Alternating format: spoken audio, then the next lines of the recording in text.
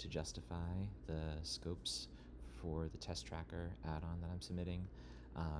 It needs the read access for spreadsheets because each school will have its own sheet with class data, student names and identifiers, and calendars that they are going to be posting their assessments to. They could have just one, but they could have multiple as well.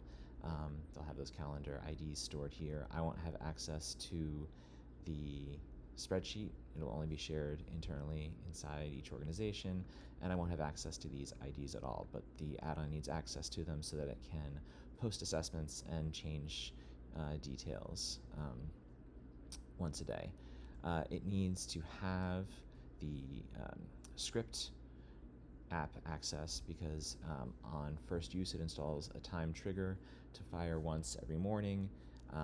For most users, that will pull their class data to their user preferences or user properties, For administrators, it will also run once a day an update to all of the events in these calendars to make any changes that coincide with class changes that happen here.